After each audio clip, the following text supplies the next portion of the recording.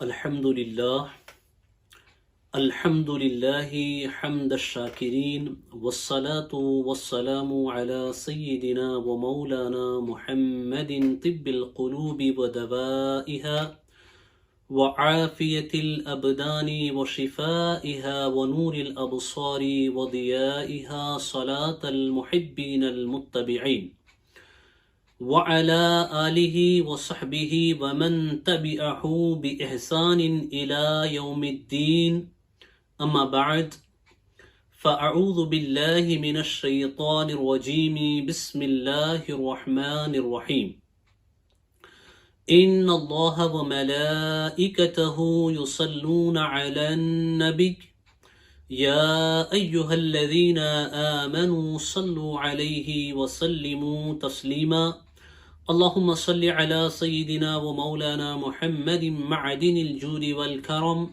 وآله الكرام وابنه الكريم وأمته الكريمة وصحبه وبارك وسلم. محترم سامعین و ناظرین، السلام علیکم ورحمۃ اللہ وبرکاتہ. جیسا کہ گزشتہ دنوں سے اللہ تبارک و تعالیٰ کے فضل و کرم سے ہم قرآن مجید کی تفسیر کے مختلف گوشے تفسیر کے مختلف گوشوں سے اپنے ایمان کو، اپنے دلوں کو جلا بخشنے کی کوشش کرتے آ رہے ہیں. اسی سلسلے کو آگے بڑھاتے ہوئے انشاءاللہ العظیم آج کی اس نشست میں بھی ہم قرآن مجید کے مزید 1.5 پارے کے خلاصے کو اور پھر اسی 1.5 پارے میں سے چند مخصوص آیات کی تشریح اور تفسیر قدر تفصیل کے ساتھ سماعت کرنے کی سعادت حاصل کریں گے. آج انشاءاللہ العظیم ہم 7ویں پارے کی ابتدا سے 8ویں پارے کے نصف تک اس 1.5 پارے کی تفسیر سننے کی سعادت حاصل کریں گے. یہ جو 1.5 پارہ ہے اس میں ایک سورت ختم ہوتی ہے اور ایک سورت شروع ہوتی ہے. سورۃ المائدہ یہاں ختم ہوتی ہے. سورہ 7ویں پارے کے ربع کے بعد تھوڑے 5-6 رکوع کے بعد یہ سورت ختم ہوتی ہے اور اس کے بعد ایک سورت شروع ہوتی ہے سورۃ الانعام، اور یہ سورت تقریباً 8ویں پارے کے نصف پر ہی جا کر ختم ہوتی ہے. تو اسی سورت کے اختتام تک کی تفسیر انشاءاللہ العظیم آج ہم سماعت کریں گے. آئیں انشاءاللہ العظیم ان مضامین پہ ایک نظر ڈالتے ہیں جو اللہ تبارک و تعالیٰ نے اس حصے میں قرآن مجید کے بیان فرمائے. وہ کون سے اہم مضامین ہیں؟ ان مضامین کے تذکرے سے پہلے ایک بات آپ کو بتا دوں. یہ جو 2 صورتیں ہیں، یا بلکہ آج کا یہ جو 1.5 پارہ ہے، یہ 1.5 پارے کے عمومی طور پہ مضامین یہ ہے کہ اس میں اللہ تبارک و تعالیٰ نے کفار مکہ کے احوال کو بیان کیا، کفار مکہ کی جو سرکشی تھی اسے بیان کیا، اور اس 1.5 پارے میں خاص کر کے رزق کی مختلف اقسام و انواع کا ذکر ملتا ہے. اور اللہ تبارک و تعالیٰ نے جو چیزیں ہمارے لیے حلال کی اور جو چیزیں ہمارے لیے حرام ہیں ان کا تذکرہ ملتا ہے، خاص کر کے چوپایوں کا، انعام کا اور کھانے پینے کی چیزوں کا، اللہ کی نعمتوں کا تذکرہ اس 1.5 پارے میں عمومی طور پہ ہمیں میسر آتا ہے. اب آئیں اس اجمال کی قدر تفصیل کچھ اس طریقے سے ہے کہ 7واں پارہ جو ہے اس کی ابتدا کے جو 2 رکوع ہیں، اس کی ابتدا کے جو 2 رکوع ہیں ان میں پہلی سٹارٹنگ ہی اس طریقے سے ہوتی ہے کہ اللہ تبارک و تعالیٰ وہاں قرآن مجید کی آیات کی تاثیر بیان فرماتا ہے کہ what is the impact of the verses of the Quran on a human heart. انسانی دلوں پہ اس کے اثرات کیا ہوتے ہیں اس کی طرف اللہ تعالیٰ اشارہ فرماتا ہے. اس کے بعد قسم کے کفاروں کا تذکرہ ہوتا ہے کہ اگر قسم کھا لے کوئی تو اس کے کفارے کیا کیا ہوں گے، اس کا تذکرہ ہوتا ہے. اس کے بعد اللہ تبارک و تعالیٰ نے یہاں پہ شیطان کے جو ہتھیار ہیں، الخمر والمیسر والانصاب والازلام رجس من عمل الشیطان، یہ کہہ کر کے جو شیطان کے ہتھیار ہیں مومنین کو بہکانے کے لیے، انسانوں کو بہکانے کے لیے، ان کی طرف اشارہ کیا. اور پھر یہ فرمایا کہ جو ان سے دور رہے گا وہ حقیقت میں کامیابی پائے گا. شراب سے، جوئے سے، اس طرح کی ساری گندگیوں سے جو بچے گا، حرام کاموں سے بچے گا، وہ کامیاب ہوگا. اس کا تذکرہ اللہ تبارک و تعالیٰ نے پہلے 2 رکوع میں فرمایا۔ اس کے علاوہ اور بھی مضامین اس 2 رکوع میں مذکور ہوئے۔ اس کے بعد آگے کے جو 4 رکوع ہیں، ان 2 رکوع کے بعد جو 4 رکوع ہیں، یہ جیسے 4 رکوع مکمل ہوتے تو وہاں پہ سورۃ المائدہ کا اختتام بھی ہو جاتا ہے۔ اس میں احرام کے احکام بیان ہوئے۔ حالت احرام میں اگر کوئی شکار کر لے تو اس کا کیا کفارہ ہے، اس کے کیا احکام ہے، اس کی تفصیل کا ذکر ہوا۔ پھر خانہ کعبہ کا بھی ضمناً ذکر ہوا، عاشور حرام کا بھی اس میں ضمناً ذکر ہوتا ہے۔ اور زیادہ تر اس حصے میں حضرت عیسیٰ علیہ السلام کے جو معجزات ہیں، ان کے جو کمالات ہیں، پھر ان کے حواریین ہیں، ان کی آپس کی گفتگو ہے، پھر حضرت عیسیٰ علیہ السلام اور ان کے حواریین پہ اللہ کا جو انعام ہے اس کا تذکرہ ہوتا ہے کہ کس طریقے سے اللہ تبارک و تعالیٰ نے حضرت عیسیٰ علیہ السلام پہ آسمان سے دسترخوان نازل فرمایا، جسے مائدہ کہہ کر کے قرآن نے ذکر کیا۔ تو اسی مائدے کے تذکرے کی بنا پہ اس سورت کا نام بھی سورۃ المائدہ رکھا گیا ہے۔ اس مائدے کا تذکرہ ہوا، اور حضرت عیسیٰ علیہ السلام کی کچھ تعلیمات کا بھی یہاں پہ ذکر ہوا۔ اس کے بعد پھر اللہ کی رحمت اور اللہ کے عذاب کو بیان کیا گیا کہ اللہ تبارک و تعالیٰ اگر عذاب فرمائے تو وہ بندے ہی ہے، اور مغفرت فرمائے تو مغفرت فرمانے والا بڑا رحیم و کریم پروردگار ہے۔ اس کا بیان ہوتے ہوتے اس سورت کا اختتام ہوتا ہے۔ سورۃ المائدہ یہاں پہ ختم ہوتی ہے، پھر یہاں سے سورۃ الانعام کی سٹارٹنگ ہوتی ہے۔ سورۃ الانعام یہاں سے شروع ہوتی ہے۔ اگر آپ سورۃ الانعام کا مطالعہ کریں گے تو سورۃ الانعام کے ابتدائی جو 8 رکوع ہیں، the beginning 8 رکوع in the سورۃ الانعام، اس کے یہ جو 8 رکوع ہیں، ان 8 رکوع میں زیادہ تر اللہ تبارک و تعالیٰ نے کفار مکہ کے احوال بیان فرمائے، ان کی جو سرکشیاں ہیں، ان کے بے جا جو سوالات ہیں، اور رسول اکرم صلی اللہ تعالی علیہ وسلم سے ان کے جو بے جا مطالبات ہوتے تھے، ان مطالبات کو اللہ تبارک و تعالیٰ نے یہاں پہ بیان فرمایا، اور خاص کر کے کفار کے حالات ہی کا یہاں پہ تذکرہ ہوا، اور ان کی نافرمانیوں کا ذکر ہوا۔ حضور اکرم صلی اللہ علیہ وسلم کو ان کے حوالے سے مطلع کیا گیا۔ اور اس کے بعد کے جو اگلے 4 رکوع ہیں، اس میں اس بات کو بیان کیا گیا کہ حضرت ابراہیم علیہ السلام کا جو ایک مکالمہ ہوا اپنے چچا آزر سے، اللہ تبارک و تعالیٰ کی وحدانیت کے حوالے سے اس مکالمے کا اس میں تذکرہ ملتا ہے۔ اس کے بعد حضرت ابراہیم علیہ السلام حالت سفر میں جو گفتگو ہوئی، اس پوری گفتگو کو تفصیل کے ساتھ یہاں اللہ تبارک و تعالیٰ نے اس کو بیان فرمایا۔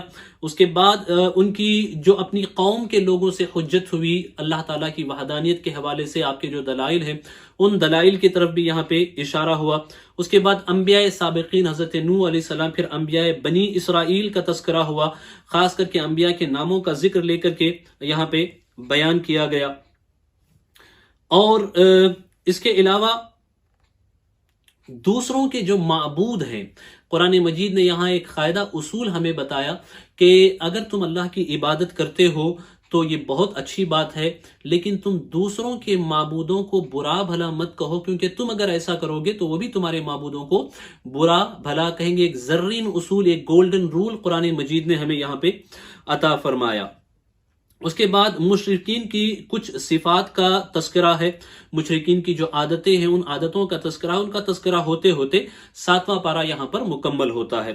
اس کے بعد 8ویں پارے کی ابتدا سے نصف تک، یعنی یوں سمجھ لیں کہ 8ویں پارے کی ابتدا سے نصف کا مطلب سورۃ الانعام کے اختتام تک، یہاں زیادہ تر کفار کے جو کفار عرب کے جو حالات ہیں انہی کا یہاں پہ بھی ذکر ہوا، اور رزق کی مختلف قسموں کا ذکر ہوا، انعام کا ذکر ہوا، چوپایوں کا ذکر ہوا، جانوروں کا ذکر ہوا، جس کی بنا پہ اسی مناسبت سے اس سورت کا نام انعام رکھا گیا۔ اسی مناسبت سے اس سورت کو سورۃ الانعام بھی کہا جاتا ہے۔ اللہ کی نعمتوں کا ذکر ہوا، طرح طرح کے میووں کا ذکر ہوا، زمین میں جو اللہ تبارک و تعالیٰ نے کاشتکاری کے جو احکام ہیں ان کا بھی قدر ذکر ہوا کہ جو چیزیں زمین سے اگتی ہے ان کی زکوٰۃ وغیرہ کیسے دی جائے گی، اس کا ذکر ہوا۔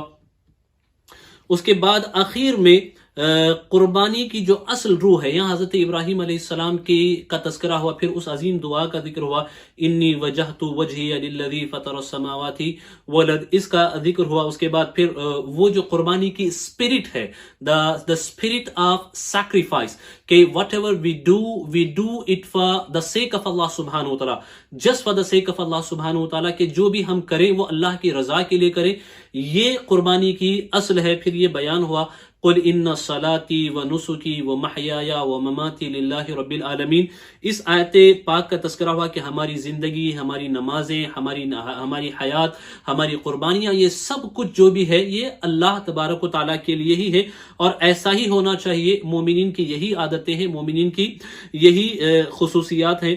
اس کا ذکر کرتے ہوئے یہاں پہ سورۃ الانعام کی تکمیل ہوتی ہے، سورۃ الانعام یہاں پہ مکمل ہوتی ہے. اب آئیے انشاءاللہ العظیم انہی 1.5 پارے میں سے کچھ سورۃ المائدہ کی کچھ آیتیں اور سورۃ الانعام کی بھی کچھ آیتیں تفسیر کی شکل میں ہم سننے کی سعادت حاصل کریں گے. اللہ تبارک و تعالی ہمیں اس کلام کی برکتوں سے مالا مال فرمائے. اس سورت کی اور اس اللہ کے کلام کی آیتوں کی جو نورانیات ہیں، اللہ اس سے ہمارے دلوں کو مجلہ فرمائے.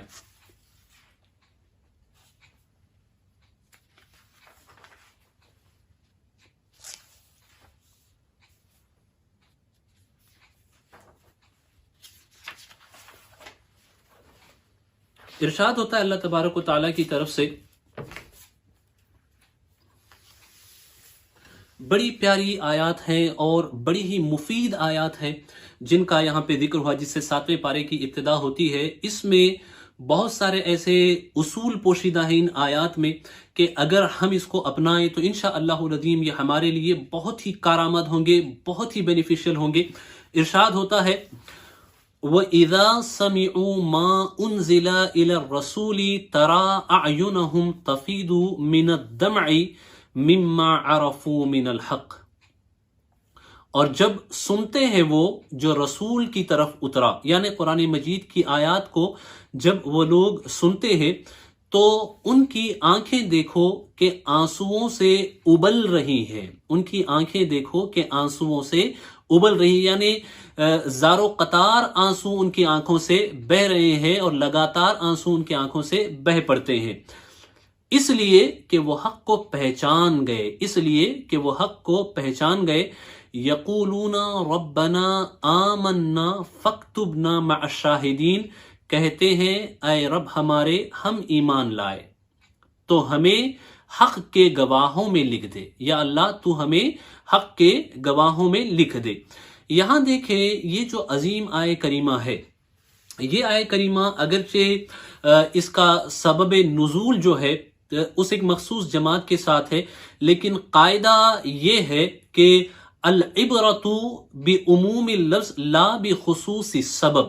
اعتبار جو ہوتا ہے وہ سبب کے خاص ہونے کا نہیں ہوتا ہے بلکہ لفظ کے عام ہونے کا ہوتا ہے. یعنی یہ آیات اگرچہ ایک مخصوص ریزن ہے اس کے بیہائنڈ، اس کا بیک گراؤنڈ ایک مخصوص ریزن ہے اس کے نزول کا، لیکن اس کا مطلب یہ نہیں کہ یہ آیات صرف وہیں تک کے لیے ہیں، بلکہ ان آیات میں جو عام عمومیت ہے الفاظ کی وہ سب کے لیے ہے، اور ہر جگہ ان آیات کا مفہوم جہاں مناسب ہو اور اس سے استشہاد و استدلال کیا جا سکتا ہے. تو یہاں دیکھیں دراصل ہوا یہ کہ نصارہ میں سے کچھ لوگ جن کے سامنے قرآن مجید کی تلاوت کی گئی، مختلف مواقع پہ ایسے معاملات پیش آئے. خود حبشہ سے آنے والے لوگ جب حضور کی بارگاہ میں آئے تو حضور نے ان کے سامنے قرآن مجید پڑھا. جیسے قرآن کی تلاوت حضور نے فرمائی تو زار و قطار وہ رونے لگے، ان کے آنکھوں سے آنسو بہہ پڑے. یہاں قرآن نے جس لفظ کا ذکر فرمایا اسے بھی ہمیں دیکھنے کی ضرورت ہے. قرآن مجید یہاں پہ فرماتا ہے اللہ تبارک و تعالی تفید من الدم. تفید من الدم یعنی آنسوؤں سے ابل رہی ہیں ان کی آنکھیں. فید کے معنی عربی میں یہ ہوتے ہیں کہ کسی چیز کا بھر کر کے چھلک جانا، اس کے معنی یہ ہوتے ہیں عربی زبان میں. اسی لیے جب دریا میں پانی خوب جمع ہو جائے اور رفتار کے ساتھ بہنے لگے یہاں تک کہ اس کے کناروں پر بھی چھلک آ جائے تو اس کو بھی جو ہے فیض یا فیضان کہہ کر کے ذکر کیا جاتا ہے. اسی طریقے سے اگر پیالے میں اتنا پانی ڈال دیا جائے کہ وہ بھر کر کے بہنے لگے تو اسے بھی فیض کا مادہ فادہ یفید التفید، اس کا استعمال عربی زبان میں ہوتا ہے۔ تو یہاں یہ کہ ان کی آنکھیں مکمل بھر آئیں اور چھلکنے لگی۔ تو حضور اکرم صلی اللہ علیہ وسلم کی بارگاہ میں جب یہ لوگ حاضر ہوئے، حضور نے یاسین کی تلاوت کی تو یہ رونے لگے۔ اسی طریقے سے نجاشی کے دربار میں جب حضرت جعفر طیار نے آیات کی تلاوت کی تھی تو ان کی آنکھوں سے زارو قطار آنسو بہنے لگے تھے۔ یہ اس کا ظاہری سبب نزول ہے، لیکن ان آیات کے اندر جو خزانہ پوشیدہ ہے، جو خزانہ اس میں پوشیدہ ہے وہ یہ ہے کہ ذرا دیکھیں کہ انہوں نے آیات کو سننا شروع کیا۔ قرآن کہتا ہے کہ جب انہوں نے آیات کو سنا، so when they start listening the verses of the Quran، جب انہوں نے قرآن کی آیتوں کو سننا شروع کیا تو اس کا اثر کیا ہوا؟ اس کا اثر کیا ہوا؟ قرآن کہتا ہے اے محبوب you're watching them، what happened؟ they tear up، ان کی آنکھوں سے آنسو بہنے لگے، ایسے بہنے لگے زارو قطار بہنے لگے۔ اور جب وہ آنسو بہنے لگے تو ہوا کیا؟ مما عرفوا من الحق، یعنی دل کے جو پردے تھے، دل کا جو غبار تھا وہ صاف ہو گیا، جو تاریکی تھی، جو اندھیرا تھا وہ چھٹ گیا، اور آنکھوں کے اوپر بھی جو پردے پڑے تھے وہ ہٹ گئے، اور انہوں نے حق کو پہچان لیا۔ گویا کہ قرآن مجید کی آیات کو سننے سے یہ ثابت ہوتا ہے، اس آیت سے یہ اس بات کی طرف اشارہ ہے کہ قرآن کی آیات کو سننے سے نہ صرف یہ کہ دل صاف ہوتا ہے بلکہ آنکھیں بھی صاف ہوتی ہیں۔ اسی لیے قرآن مجید کی تلاوت کی جو برکتیں بیان کی گئی اس میں یہ بھی بیان کیا گیا کہ قرآن کی تلاوت کی برکت یہ ہے کہ یہ انسان کا کانفیڈنس بڑھاتی ہے، یہ انسان کے دل کو مضبوط کرتی ہے، اور ساتھ ہی ساتھ یہ نگاہوں کو بڑھاتی ہے، روشنی کو بڑھاتی ہے، اور جو قرآن کو دیکھتا ہے، دیکھتا رہے تو دیکھنے سے اس کی آنکھوں کی روشنی بڑھتی چلی جاتی ہے۔ اللہ تعالیٰ میں قرآن مجید پڑھتے رہنے کی، دیکھتے رہنے کی، سنتے رہنے کی توفیق و سعادت عطا فرمائے۔ پھر ارشاد ہوا وَمَا لَنَا لَا نُؤْمِنُ بِاللَّهِ وَمَا جَاءَنَا مِنَ الْحَقِّ وَنَطْمَعُ أَن يُدْخِلَنَا رَبُّنَا مَعَ الْقَوْمِ الصَّالِحِينَ، اور ہمیں کیا ہوا کہ ہم ایمان نہ لائے اللہ پر اور اس حق پر کہ ہمارے پاس آیا، اور ہم طمع کرتے ہیں کہ ہمارا رب نیک لوگوں کے ساتھ داخل کرے، یعنی اللہ ہمیں نیک لوگوں میں شامل کرے۔ کہتے ہیں کہ قرآن کی آیات کی تاثیر ایسی ہے کہ آنکھوں کے سارے پردے ہٹ گئے، دل کے اوپر جو پردے پڑے تھے وہ بھی ہٹ گئے، تو اب ایمان نہ لانے کے لیے کوئی وجہ نہیں ہے، لہذا ہم بلا جھجک اللہ کی ذات پہ اور حضور کی وحدانیت پہ اور اسلام کی حقانیت پہ ایمان لاتے ہیں، پھر اللہ سے دعا کرتے ہیں کہ اور امید کرتے ہیں کہ اللہ کریم ہمیں نیک لوگوں کے ساتھ شامل فرمائے گا۔ تو یہ دعا کرتے رہنا چاہیے کہ اللہ ہمیں نیک لوگوں کے ساتھ رکھے، نیک لوگوں کے ساتھ رہنے کی، بیٹھنے کی، اٹھنے کی توفیق و مواقع اللہ ہمیں عطا فرمائے۔ پھر جب انہوں نے یہ کیا تو اللہ کی طرف سے کیا انعام ہوتا ہے اس کا ذکر ہوتا ہے فَأَثَابَهُمُ اللَّهُ بِمَا قَالُوا جَنَّاتٍ تَجْرِي مِن تَحْتِهَا الْأَنْهَارُ خَالِدِينَ فِيهَا وَذَلِكَ جَزَاءُ الْمُحْسِنِينَ، تو اللہ نے ان کے اس کہنے کے بدلے انہیں باغ دیے، اللہ نے انہیں باغ دیے، we have granted them the gardens in Jannah، ہم نے انہیں جنت کے اندر باغ عطا کیے جن کے نیچے نہریں رواں ہیں، جس کے نیچے سے نہریں بہتی ہیں، ندیاں بہتی ہیں، ہمیشہ ان میں رہیں گے۔ They will live in these gardens forever، وہ ان جنتوں میں، جنت کے ان باغوں میں ہمیشہ رہیں گے۔ Nobody can remove them from there، کوئی انہیں وہاں سے نکال نہیں سکے گا۔ وَذَلِكَ جَزَاءُ الْمُحْسِنِينَ، یہ بدلہ ہے نیکوں کا، یعنی نیکی کے کام کرو گے تو اللہ یہ نعمتیں عطا فرمائے گا۔ وَالَّذِينَ كَفَرُوا وَكَذَّبُوا بِآيَاتِنَا أُولَئِكَ أَصْحَابُ الْجَحِيمِ، اور وہ جنہوں نے کفر کیا اور ہماری آیتیں جھٹلائیں وہ ہیں دوزخ والے۔ یا ایھا الذین آمنوا لا تحرموا طیبات ما احل اللہ لکم ولا تعتدوا ان اللہ لا يحب المعتدین، اے ایمان والو حرام نہ ٹھہراؤ وہ ستھری چیزیں کہ اللہ نے تمہارے لیے حلال کی، اور حد سے نہ بڑھو، بے شک اللہ حد سے بڑھنے والے بے شک حد سے بڑھنے والے اللہ کو ناپسند ہیں۔ اللہ ڈزنٹ لائک دیس پیپل جو حد سے زیادہ بڑھتے ہیں، بہت زیادہ اوور کرتے ہیں، اوور ریئیکٹ کرتے ہیں۔ اب یہاں دیکھیں یہ جو آیت کریمہ ہے اس کے حوالے سے یہ تفسیروں میں ذکر ملتا ہے، تفسیر طبری ہے، تفسیر قرطبی ہے، تفسیر ابن کثیر ہے، اس میں کہ یہ آیات دراصل اس وقت نازل ہوئی کہ صحابہ میں سے ایک گروہ جو ہے یہ حضور اکرم صلی اللہ تعالی علیہ وسلم کا وعظ سننے کے لیے بیٹھا، حضور نے اپنا خطاب بیان فرمایا تو کچھ مزید تفاصیل انہوں نے ام المؤمنین سیدتنا عائشہ صدیقہ رضی اللہ تعالی عنہا سے جانی، اور جاننے کے بعد یہ لوگ جب حضرت عثمان ابن مظعون کے گھر میں جمع ہوئے تو یہ آپس میں ان لوگوں نے یہ طے کیا کہ اب ہم اسلام پہ اتنا زیادہ عمل کریں گے کہ کسی نے کہا کہ ہم شادی بالکل نہیں کریں گے، کسی نے کہا آج کے بعد ہم کھانا پینا چھوڑ دیں گے، کسی نے کہا کہ ہم نیند کو ترک کر دیں گے، جاگتے ہی رہیں گے۔ یہ ساری چیزیں ہوئی تو اللہ تبارک و تعالیٰ نے یہ آیات نازل فرمائی اور فرمایا کہ جو پاک اور اچھی چیزیں اللہ نے تمہارے لیے حلال کی ہے اسے تم اپنے اوپر حرام مت کرو، چونکہ یہ اللہ کو پسند نہیں ہے۔ You must keep the balance in دین اینڈ دنیا، یہ سکھایا گیا کہ تم دین اور دنیا دونوں میں توازن رکھو۔ حضور اکرم صلی اللہ علیہ وسلم کو جب ان کے اس ارادے کی خبر ملی، ان کی ان باتوں کی خبر ملی تو حضور نے فرمایا کہ دیکھو میں کھاتا بھی ہوں، پیتا بھی ہوں، اور میں شادی بھی کرتا ہوں، نکاح بھی کرتا ہوں، اور رات کے کچھ حصے میں آرام بھی کرتا ہوں۔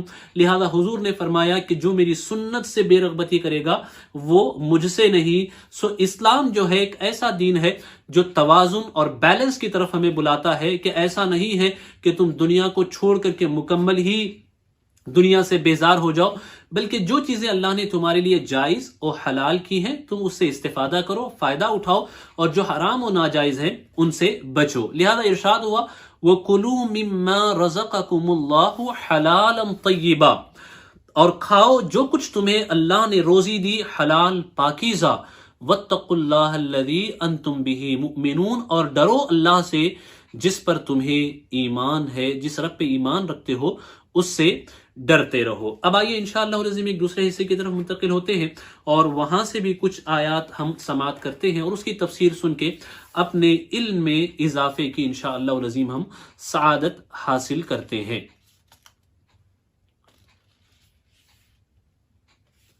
اللہ تبارک و تعالیٰ ارشاد فرماتا ہے وَهُوَ الْقَاهِرُ فَوْقَ عِبَادِهِ وَيُرْسِلُ عَلَيْكُمْ حَفَظًا، اور وہی غالب ہے اپنے بندوں پر اور تم پر نگہبان بھیجتا ہے۔ علیکم حفظہ، حفظہ کی تفسیر میں مفسرین نے فرمایا کہ حفظہ سے مراد یہاں پہ ملائکہ ہیں، فرشتے ہیں، جیسے قرآن مجید کی متعدد آیات ہیں جو اس کی طرف اشارہ کرتی ہیں، جیسے دوسری جگہ ارشاد ہوا لہو معقبات من بین یدیہ ومن خلفہ، اس کا یہاں پہ بھی فرشتوں کا ذکر ہوا۔ اس کے علاوہ اگر آپ دوسری صورتوں میں دیکھیں تو وہاں پر بھی اللہ تبارک و تعالیٰ نے فرشتوں کا ذکر فرمایا کہ ان کی کوئی بات نہیں ہوتی ہے مگر یہ کہ اللہ کے فرشتے لکھنے والے انہیں لکھ لیتے ہیں جو کچھ وہ بیان کرتے ہیں۔ تو حفظہ سے مراد یہاں پہ فرشتے ہیں، یعنی اللہ ان سے انسان کے ظاہر کی بھی حفاظت فرماتا ہے اور انسان کے اعمال کو بھی یہ لوگ نوٹ کرتے ہیں، خاص کر کے کرامن کاتبین۔ Here is a one important thing which I want to mention, which is we are living in a place that we are surrounded by the CCTV cameras. When the camera is watching you, you don't want to do anything stupid.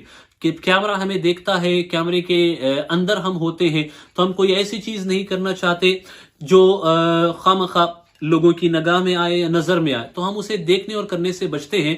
You can imagine, آپ سوچیں یہ جو camera ہے it can't record your sound, جو سی C T V کیمرے ہوتے ہیں یہ جسٹ آپ کے ایکشنز جو ظاہری ہوتے ہیں انہیں ریکارڈ کرتے ہیں، لیکن جو کرامن کاتبین جن کو اللہ نے مقرر فرمایا ہے they will record your thinking, they will record if you have a hatred in your heart، اگر آپ کے دلوں میں نفرت ہے تو اس کو بھی وہ ریکارڈ کریں گے، آپ کے دلوں میں اگر برے خیالات ہیں، سوچ ہے، فکر ہے، بد زنی ہے مومنین کے حوالے سے اسے بھی وہ ریکارڈ کریں گے۔ then we must be very careful about کرامن اینڈ کاتبین۔ جس طرح ہم کیمرے کو دیکھ کر کے ایسی ویسی چیزیں یا ناپسندیدہ چیزیں کرنے سے بچتے ہیں، تو اس سے زیادہ بہتر یہ ہے کہ ہم ان فرشتوں کا خیال کریں کہ they are always with us and they will never make any mistake، ان کی کوئی خطا نہیں ہوگی۔ کیمرہ کبھی ٹیکنیکل ڈیفالٹ کی بنیاد پہ ہو سکتا ہے آپ کی حرکتوں کو ریکارڈ نہ کرے، لیکن یہ جو دو فرشتے ہیں یہ ہمیشہ ریکارڈ کرتے ہیں۔ ارشاد ہوتا ہے حتی اذا جاء احدکم الموت توفتہ رسلنا وہم لا یفرطون، یہاں تک کہ جب تم میں کسی کو موت آتی ہے ہمارے فرشتے اس کی روح قبض کرتے ہیں اور وہ قصور نہیں کرتے. They will never do any mistake. اللہ کے جو فرشتے ہیں وہ کبھی بھی کوئی خطا نہیں کرتے. یہاں فرمایا گیا کہ رسولنا، ہمارے رسول، ہمارے فرشتے یہ روح قبض کرتے ہیں. کہ واٹ وی نو، اور جو عام ہے what is popular and famous, کہ حضرت اسرائیل علیہ السلام یہ روح قبض کرتے ہیں. تو اس کی تطبیق اس طریقے سے ہے کہ اللہ سبحانہ وتعالی has given a group of angels of mercy to سیدنا اسرائیل علیہ السلام, those who work under the leadership of سیدنا اسرائیل علیہ السلام, کہ یہ حضرت اسرائیل علیہ السلام کی ماتحتی میں کام کرتے ہیں. اور ایک گروپ ہے فرشتوں کا جو عذاب کے فرشتے ہوتے ہیں, یہ بھی حضرت اسرائیل علیہ السلام کی ماتحتی میں کام کرتے ہیں. جب روح قبض کرنے کا وقت آتا ہے تو حضرت اسرائیل علیہ السلام یہ دونوں گروہ کے فرشتوں کو لے کر کے آتے ہیں. اگر کافر ہوتا ہے تو عذاب کے فرشتے آگے ہوتے ہیں, اور پھر اگر مومن ہوتا ہے, نیک بندہ ہوتا ہے, صالح بندہ ہوتا ہے, نیکوکار ہوتا ہے, تو نیکی کا فرشتے آگے آتے ہیں. احادیث میں اس کی تفصیل ہے کہ جب عذاب کے فرشتے آگے آتے ہیں برے لوگوں کی روح قبض کرتے وقت, تو حال یہ ہوتا ہے. اس کی اور تفصیل یہ بھی ذکر ہوئی کہ یہ جو فرشتے ہیں, فرشتوں کا جو گروپ ہے, روح نکالنے میں وہ جب بدن سے روح نکالتے ہیں تو حلق تک روح کے پہنچانے میں ان فرشتوں کا کردار ہوتا ہے. جب روح حلق تک پہنچتی ہے تو اس کے بعد وہاں سے اسے اپنے قبضے میں لینے والے حضرت اسرائیل علیہ السلام ہوتے ہیں, وہاں سے وہ روح کو قبض کرتے ہیں. اب یہ جو فرشتے ہیں یہ جو برے بندے ہوتے ہیں, گنہگار ہوتے ہیں, نیکوکار جو نہیں ہوتے یا کافر ہوتے ہیں, عذاب کے فرشتے آتے ہیں اور طرح طرح کی وعیدیں ان کے سامنے بیان کرتے ہیں, جس سے کفار کے اور برے لوگوں کے خوف میں اضافہ ہوتا جاتا ہے. جو نیکوکار ہوتے ہیں ان کے یہاں اللہ کے نیک فرشتے آتے ہیں اور آ کر کے اللہ کی رحمت کا تذکرہ کرتے ہیں, انعامات کا تذکرہ کرتے ہیں, خوشخبریاں سناتے رہتے ہیں, جس کی وجہ سے مومن کو آرام ملتا ہے, سکون ملتا ہے, نیک لوگوں کو آرام و سکون ملتا ہے. پھر بڑی آسانی کے ساتھ ان کی روح وہاں سے قبض ہو جاتی ہے. ثم ردوا الی اللہ مولاہم الحق, پھر پھیرے جاتے ہیں اپنے سچے مولا کی طرف.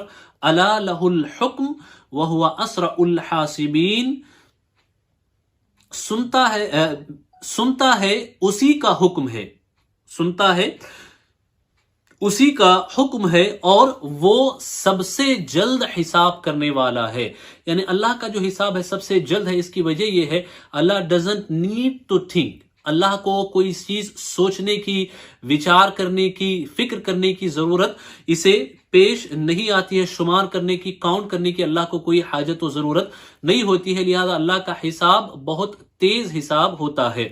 قل من ينجيكم من ظلمات البر والبحر تدعونه تضرعا وخفيا, تم فرماؤ وہ کون ہے جو تمہیں نجات دیتا ہے جنگل اور دریا کی آفتوں سے, جسے پکارتے ہو گڑ گڑا کر اور آہستہ کے, اگر وہ ہمیں اور آہستہ کے لئن انجانا من هذه لنكونن من الشاکرین, کہ اگر وہ ہمیں اس سے بچاوے, اگر اللہ ہمیں اس عذاب سے بچا لے تو ہم ضرور احسان مانیں گے, تو ہم ضرور احسان مانیں گے.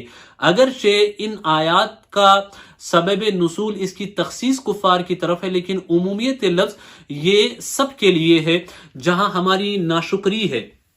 یوں دیکھیں کہ ان آیات میں جو کوالٹیز بیان کی گئی, جن صفات کا بیان کیا گیا, یہ دراصل کفار کی صفات ہیں کہ مصیبتوں میں جب وہ گرفتار ہوتے ہیں, کبھی دریا میں یا کبھی جنگل میں یا کبھی سخت ریگستان میں, تو اس وقت وہ اپنے بتوں کو نہیں اللہ کو یاد کرتے ہیں اور یہ کہتے ہیں کہ اللہ اگر تو ہمیں بچا لے تو ہم تیرا شکر کریں گے. یہ صفات تو کفار کی ہے کہ مصیبت میں یاد کرنا اور آسانی میں اللہ کو فراموش کر دینا.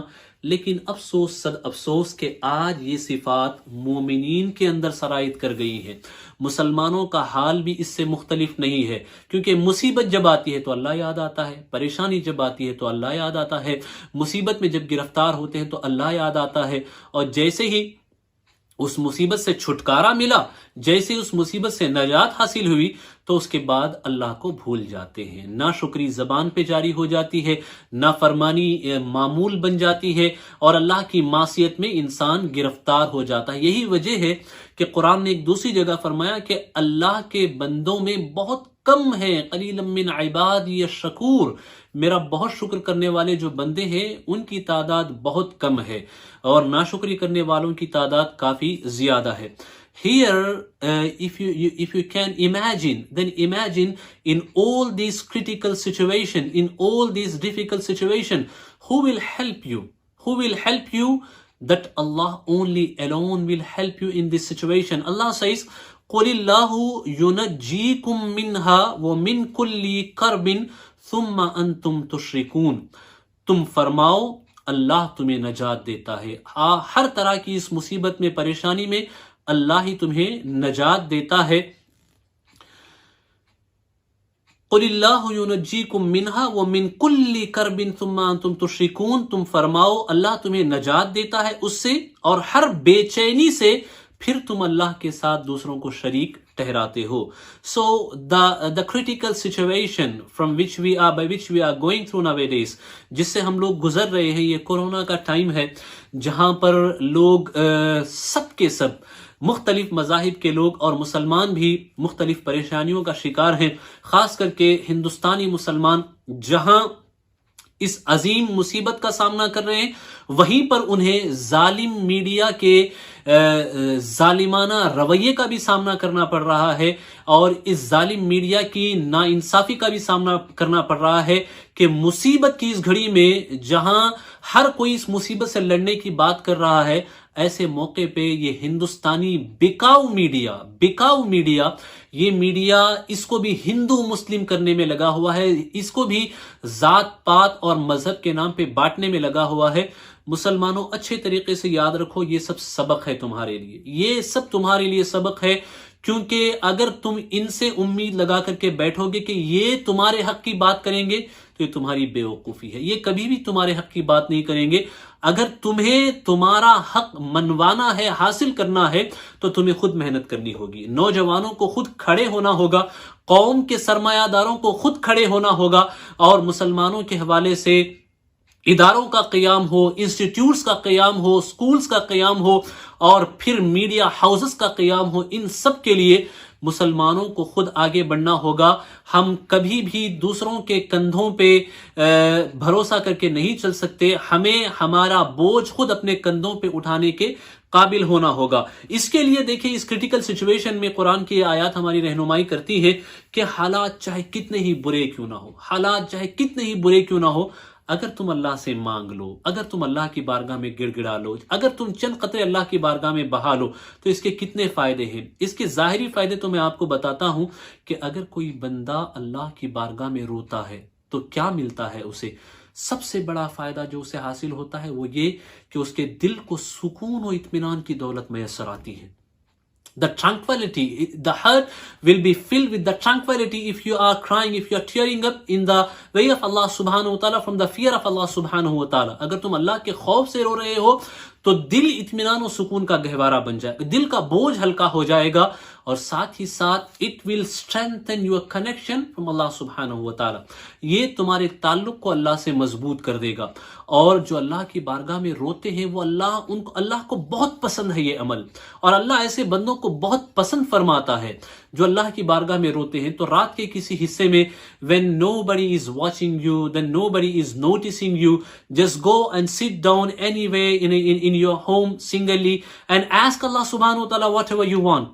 Ask Allah subhanahu wa ta'ala. You share your problems with your creator. جو تمہارا معبود ہے اس کے ساتھ اپنے حالات کو، اپنی مصیبتوں کو، اپنے پریشانیوں کو شیئر کرو، انشاءاللہ العظیم، چونکہ یہ وہ ایسی جگہ ہے کہ یہاں تم جتنا شیئر کرو گے اتنا زیادہ ریسپانس ملے گا، جتنا زیادہ مانگو گے اتنا زیادہ تمہیں دیا جائے گا۔ کہیں اور مانگتے ہو تو وہاں بے عزتی ہوتی ہے، لیکن یہاں اگر نہ مانگو تو تعلق کمزور ہوتا ہے، اگر مانگو تو تعلق مضبوط ہوتا ہے، اگر مانگو تو عزت بڑھتی چلی جاتی ہے، اگر مانگو تو اللہ کی ذات پہ یقین بڑھتا چلا جاتا ہے۔ اتنا ہی نہیں، مانگنے کو اللہ نے عبادت بنا دیا ہے، دعا کو اللہ نے عبادت بنا دیا ہے۔ رو رو کر مانگو، گریا کر کے مانگو، اللہ کی بارگاہ میں آنسو بہا کر کے مانگو، کیونکہ یہ آنسو اللہ کی بارگاہ میں بڑے قیمتی ہے۔ موتی بنا کے شان کریمی نے چن لیے، قطرے جو تھے گرے میرے عرق انفعال کے۔ اللہ کی بارگاہ میں رونا یہ بڑی پیاری چیز ہے میرے بھائیوں، بڑی پیاری چیز ہے۔ روئیں اللہ کی بارگاہ میں۔ اللہ تبارک و تعالی ہمیں دنیا کی یاد میں رونے سے بچائے، کیونکہ دنیا کی یاد میں روتے ہو تو دل مردہ ہو جاتا ہے، دل مردہ ہو جاتا ہے، لیکن اللہ کی یاد میں اگر رو گے تو دل مردہ نہیں ہوگا، بلکہ جو مردہ دل ہے وہ زندہ ہو جائے گا، کیونکہ یہ آنکھیں دل کی، یہ آنسو دل کی زمین پہ پانی کا کام کرتے ہیں، اور جب تم توبہ کرو گے تو اسی دل کی زمین پر اگر زمین بنجر ہو گئی ہو گناہوں سے، تو آنسوؤں کے پانی سے اور توبہ کی برکت سے تمہارے دلوں میں اللہ کے نور کا سبزہ اگے گا، تمہارے دلوں سے اللہ کے نور کی ہریالی اگے گی۔ پھر اس کے بعد حال یہ ہوگا کہ تمہارا تعلق اپنے رب سے مضبوط ہوگا۔ اللہ توفیق عطا فرمائے۔ ارشاد فرماتا ہے اللہ تبارک و تعالی کہ یہی تمہاری مصیبت کو دور کرنے والا ہے۔ پھر ارشاد ہوا قل هو القادر على ان يبعث عليكم عذابا من فوقكم او من تحت ارجلكم او يلبسكم شيعا ويذيق بعضكم بأس بعض انظر كيف نصرف الآيات لعلهم يفقهون۔ حضور اکرم صلی اللہ علیہ وسلم کو اللہ نے حکم دیا تم فرماؤ وہ قادر ہے کہ تم پر عذاب بھیجے، وہ قادر ہے کہ تم پر عذاب بھیجے تمہارے اوپر سے۔ اللہ اس بات پہ قادر ہے کہ تمہارے لیے اگر وہ چاہے تو وہ تم پر اوپر سے عذاب بھیجے، یا تمہارے پاؤں کے تلے سے یا زمین کے نیچے سے تمہارے لیے کوئی عذاب نکالے۔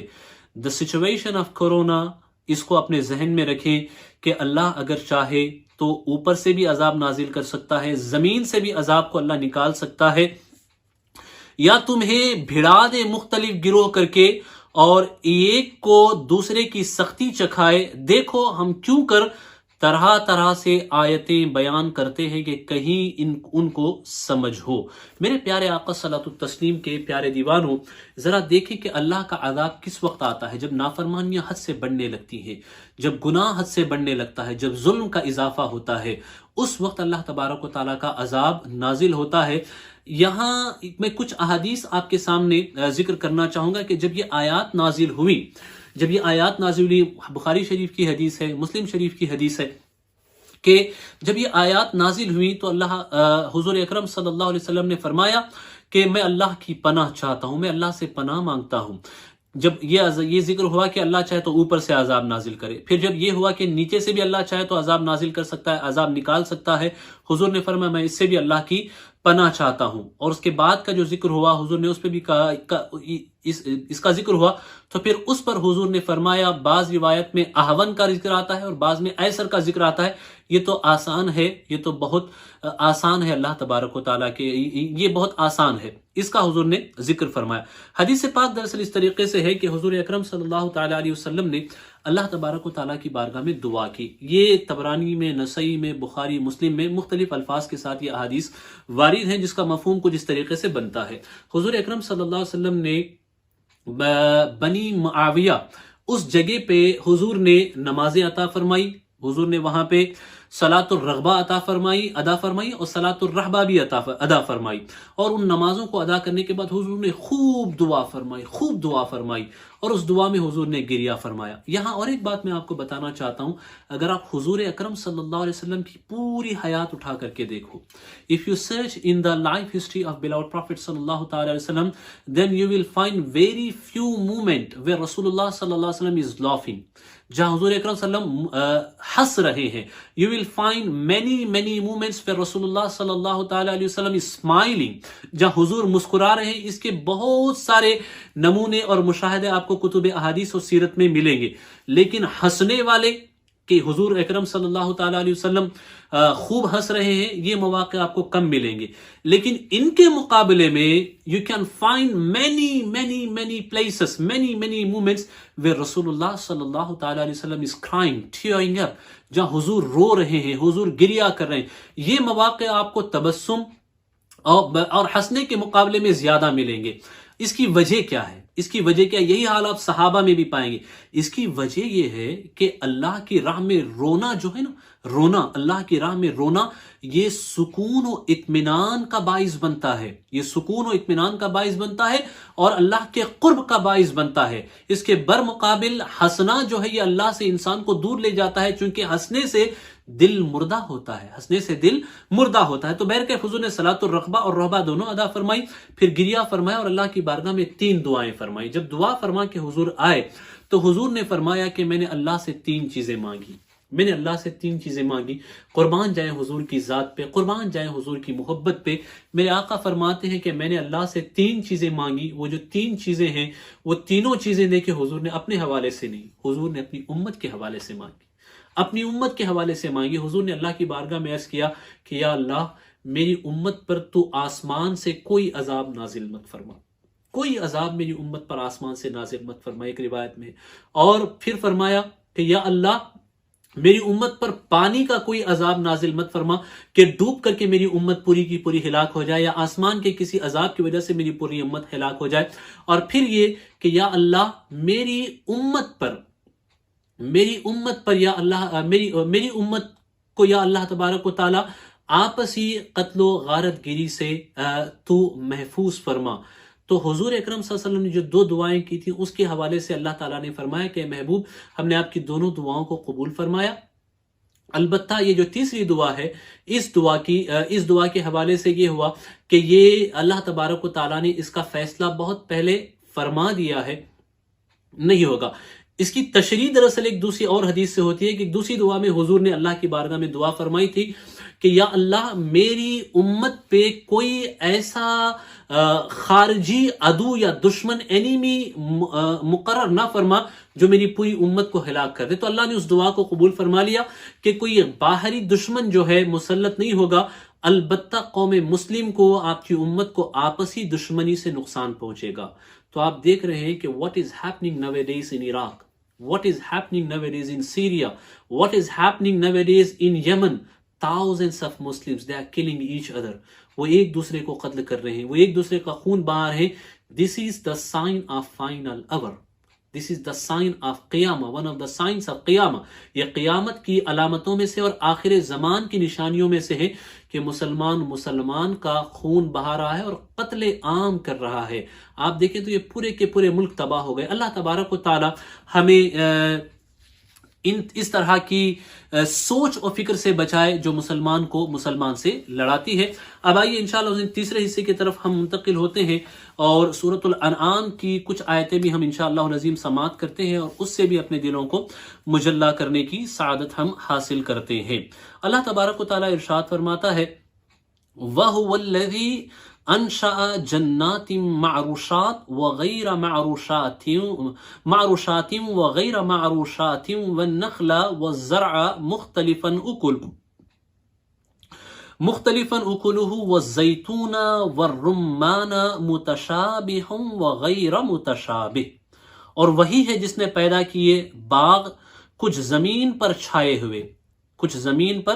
ہوئے اور کچھ بے پھیلے، کچھ زمین پر چھائے نہیں ہے، پھیلے ہوئے نہیں ہے، اور کھجور اور کھیتی جس میں رنگ رنگ کے کھانے، اور زیتون اور انار کے کسی بات میں ملتے اور کسی میں الگ، کسی میں الگ. یعنی یہاں اللہ تبارک و تعالیٰ اپنی نعمتوں کا تذکرہ فرما رہا ہے کہ اللہ نے زمین میں مختلف ایسے باغ بنائے جو پھیلے ہوئے ہیں، جن کو کسی سہارے کی ضرورت نہیں ہے، خود ہی پھیل جاتے ہیں، اور کچھ ایسے باغ ہیں جن کو سہاروں کی ضرورت ہی بغیر سہارے کے نہیں پھیلتے ہیں، جیسے انگور کی بیلیں وغیرہ، اس کو سہارے کی ضرورت ہوتی ہے.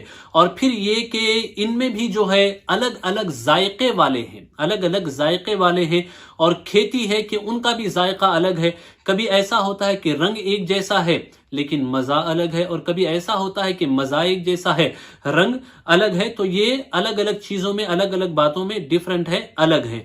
کلوا من ثمره اذا اثمر وآتوا حقه يوم حصاده ولا تسرفوا انه لا يحب المسرفين. کھاؤ اس کا پھل جب پھل لائے، اور اس کا حق دو جس دن کٹے، اور بیجا نہ خرچو، بے شک بیجا خرچنے والے اسے پسند نہیں. یعنی ویسٹ مت کرو، اسراف مت کرو، کیونکہ اسراف کرنے والے اللہ کو پسند نہیں ہے.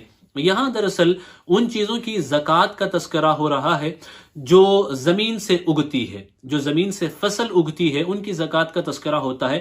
ان میں حکم یہ ہے کہ جب تک وہ مکمل نہ ہو جائیں تب تک ان کی زکوٰۃ نہیں ہے. ہاں جب وہ مکمل ہو جائیں تو زکوٰۃ اس کے بعد دی جائے گی. لیکن وہ مکمل ہونے تک اگر کچھ پھل اگ رہے ہیں تو قرآن کہتا ہے کہ تمہیں اجازت ہے کہ تم ان پھلوں کو کھا سکتے ہو، ان پھلوں کو تم کھا سکتے ہو، اس سے تم استفادہ کر سکتے ہو. ہاں جب وہ مکمل ہو جائے تو ان کی زکوٰۃ دو. اس میں حکم یہ ہے کہ جو چیزیں زمین سے اگتی ہے ان میں اناج کا حکم یہ بانس وغیرہ، بانس پہ یہ چیزیں اپلے نہیں ہوتی ہیں کہ اس کی زکوٰۃ وغیرہ ہو. البتہ دوسرے جو پھل ہوتے ہیں یا ترکاریاں ہوتی ہیں، جو اناج ہوتا ہے، ان کے حوالے سے اگر یہ صرف بارش کے پانی سے اگ رہے ہیں، صرف بارش کے پانی سے اگ رہے ہیں تو اس کا 10واں حصہ راہ خدا میں بطور زکوٰۃ ادا کرنا ہوتا ہے. ہاں اگر وہ بارش کے پانی سے نہیں بلکہ ہینڈ پمپ یا کسی بھی مصنوعی آرٹیفیشل طریقے سے جس کو کسان نے خود اپنی طرف سے لگایا ہے اور اس میں اس کا اپنا پیسہ بھی لگا ہے، اس کی بنیاد پہ وہ سیراب ہو رہے ہیں، پانی اس کو اس ذریعے سے پہنچ رہا ہے، تو پھر اس کا 20واں حصہ دینے کا حکم ہے. عشر دینا ہے اگر بارش سے ہو رہی ہو تو، اور اگر بارش سے نہیں بلکہ پمپ وغیرہ سے ہو رہا تو عشر کا آدھا یعنی اس کا 20واں حصہ لگ بھگ بنتا ہے، اتنا اسے دینا ہے. یہاں دیکھیں کہ کیسے اصول ہیں، اگر ان کو بھی سمجھیں تو پتا چلے گا کہ اسلام نے جہاں غریبوں کا خیال کیا ہے وہیں کسانوں کا بھی خیال کیا ہے. آج کسانوں کے نام پہ تو حکومتیں بنتی ہیں، آج کسانوں کے نام پہ، فارمرز کے نام پہ ووٹ مانگے جاتے ہیں، ووٹ مانگ کے سب اپنے اقتدار کی کرسیاں سجاتے ہیں، لیکن سب سے زیادہ نقصان اسی کسان کو پہنچاتے ہیں. لیکن اسلام کا نظام ایسا ہے کہ کسان کی محنت کا یہاں پہ اعتبار کیا گیا، اور اگر وہ اس پہ اپنا خرچ کر رہا ہے تو اس کا بھی خیال کیا گیا کہ اس میں اسے زکوٰۃ کے لیے یا خرچ کرنے کے لیے اتنا نہ کہا جائے، بلکہ اس کا جو خرچ ہوا ہے اس کا بھی لحاظ رکھا گیا، کیونکہ اسلام ایک مکمل دین ہے، لہذا ان سب چیزوں کی طرف بھی ہماری رہنمائی کی گئی. کلوا مما رزقکم اللہ ولا تتبعوا خطوات الشیطان انہ لکم عدو مبین. کھاؤ اس میں سے جو اللہ نے تمہیں روزی دی، اور شیطان کے قدموں پر نہ چلو، بے شک وہ تمہارا صریح دشمن ہے. 8 ازواج من الضأن 2 ومن المعز 2 قل آذكرين حرم أم الأنثيين أم اشتملت عليه أرحام الأنثيين نبئوني بعلم إن كنتم صادقين. 8 نر اور مادہ، ایک جوڑا بھیڑ کا اور ایک جوڑا بکری کا. تم فرماؤ کیا اس نے دونوں نر حرام کیے یا دونوں مادہ، یا وہ جسے دونوں مادہ پیٹ میں لیے ہیں؟ کسی علم سے بتاؤ اگر تم سچے ہو. وَمِنَ الْإِبِلِ 2 وَمِنَ الْبَقَرِ 2 قُلْ آذَكَرَيْنِ حَرَّمَ أَمِ الْأُنثَيَيْنِ أَمَّ اشْتَمَلَتْ عَلَيْهِ أَرْحَامُ الْأُنثَيَيْنِ أَمْ كُنْتُمْ شُهَدَاءَ إِذْ وَصَّاكُمُ اللَّهُ بِهَذَا فمن أظلم ممن افترى على الله كذبا ليضل الناس بغير علم ان الله لا يهدي القوم الظالمين. اور ایک جوڑا اونٹ کا اور ایک جوڑا گائے کا، تم فرماؤ کیا اس نے دونوں نر حرام کیے یا دونوں مادہ، یا وہ جسے دونوں مادہ پیٹ میں لیے ہیں؟ کیا تم موجود تھے جب اللہ نے تمہیں یہ حکم دیا؟ تو اس سے بڑھ کر کون ظالم جو اللہ پر جھوٹ باندھے کہ لوگوں کو اپنی جہالت سے گمراہ کرے. بے شک اللہ ظالموں کو راہ نہیں دکھاتا، انہیں اللہ ہدایت نہیں دیتا. دراصل یہ جو آیات ہیں، ان آیات کا بیک گراؤنڈ دراصل یہ ہے، اس کا پس منظر یہ ہے کہ کفار مکہ جو تھے، ایک تو نبوت کا انکار کرتے اور ساتھ ہی ساتھ ان کا معمول یہ ہوتا تھا، کبھی یہ کہتے تھے کہ فلاں بکری ہمارے اوپر حرام ہے، یعنی مادہ بکری، فیمیل بکری، وہ بکری ہم پہ حرام ہے. کبھی کہتے کہ بکرا ہم پہ حرام ہے. اسی طریقے سے اونٹ یا اونٹنی کے حوالے سے کہتے کہ یہ اونٹنی ہم پہ حرام ہے، اور کبھی یہ کہتے کہ یہ اونٹ ہم پہ حرام ہے. حالانکہ ان کے حرام ہونے کی کوئی وجہ یہاں موجود نہیں، کوئی بھی ظاہری سبب ہے ہی نہیں۔ کبھی کبھار جو جانور پریگننٹ ہوتا، حمل سے ہوتا، اس کے حوالے سے کہتے کہ یہ ہم پہ حرام ہے، یا پھر پیٹ میں جو ہے وہ ہم پہ حرام ہے، اس طرح کی باتیں وہ اپنی طرف سے کہتے رہتے۔ تو جب اسلامی احکام بیان ہوئے تو حضور اکرم صلی اللہ تعالی علیہ وسلم نے مسلمانوں کو بتایا، مسلمانوں کو سمجھایا کہ دیکھو یہ سب کفار کی جو عادتیں ہیں اس کی کوئی اصل نہیں ہے۔ یہ بکری ہو، اونٹ کے بچے چاہے نر ہو یا مادہ ہو، جو بھی ہے یہ سب اللہ نے تمہارے لیے حلال کیے ہیں، اس کو حرام کرنے کی کوئی وجہ نہیں ہے۔ جب یہ باتیں حضور اکرم صلی اللہ علیہ وسلم نے بیان کی تو کفار نے اپنے بہت بڑے خطیب کو، جو ان کا خطیب تھا، اس خطیب کو حضور اکرم صلی اللہ تعالی علیہ وسلم کی بارگاہ میں بھیجا۔ مالک ابن عوف یہ خطیب تھا، یہ آیا حضور کی بارگاہ میں اور آ کر کے کہا کہ آپ ان چیزوں کو جو ہمارے باپ دادا بیان کرتے تھے غلط ٹھہراتے ہیں، کہ فلاں فلاں آپ کہتے ہیں کہ کبھی اونٹ کا کھانا یا پھر بکریوں کا کھانا، نر و مادہ کا کھانا حرام نہیں ہے، آپ کھا سکتے ہیں، حالانکہ یہ ہمارے باپ دادا کے جو طریقے ہیں، ان کی جو بتائی ہوئی باتیں ان کے خلاف ہے۔ تب حضور اکرم صلی اللہ تعالی علیہ وسلم نے اس سے باتیں کی تو حضور نے فرمایا کہ بتاؤ تو صحیح یہ حرام ہے کس بنا پہ؟ کیا کسی بکری نے تمہیں کہا، یا کسی اونٹ نے تمہیں کہا، یا کسی اونٹنی نے تمہیں کہا، یا پھر کسی بکرے نے تمہیں کہا، یا پھر جو پیٹ میں ہے اس نے کہا؟ وجہ کیا ہے حرام کرنے کی؟ کوئی ریزن ہے تمہارے پاس؟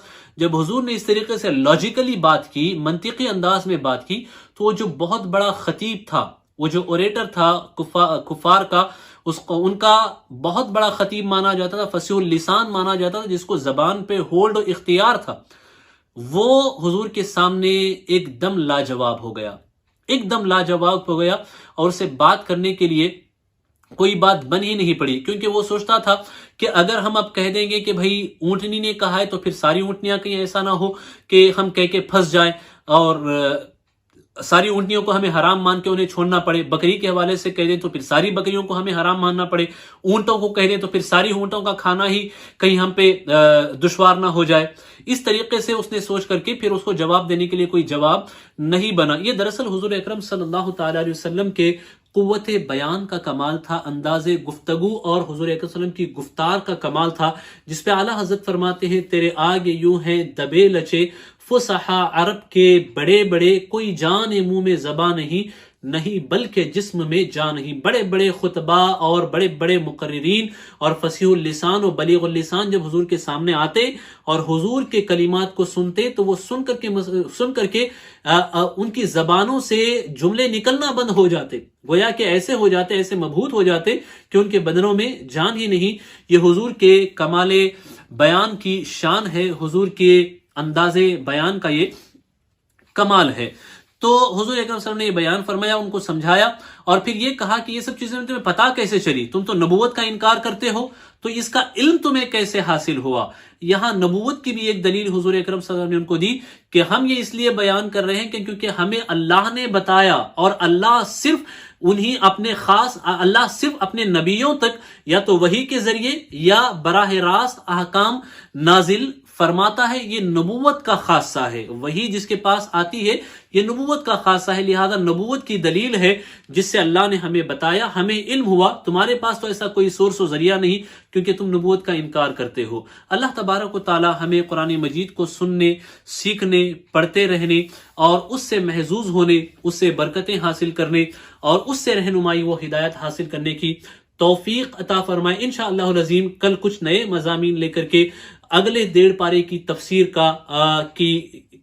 تفسیر کا خلاصہ لے کر کے انشاءاللہ العظیم ہم آپ کی بارگاہ میں حاضر آئیں گے۔ اللہ تبارک و تعالیٰ کی بارگاہ میں دعا ہے کہ جو کچھ بیان ہوا اس میں کوئی خطا ہو، غلطی ہو، لفظاً، سہواً، قصداً، معناً، تو اللہ اپنے پیارے حبیب صاحب الاولاق صلی اللہ تعالیٰ علیہ وسلم کے صدقے میں معاف فرمائے اور اللہ اسے اپنی بارگاہ میں قبول فرمائے۔ استغفر اللہ ربی من کل ذنب و خطیئۃ و اتوب الیہ وما علینا الا البلاغ۔ السلام علیکم ورحمۃ اللہ وبرکاتہ۔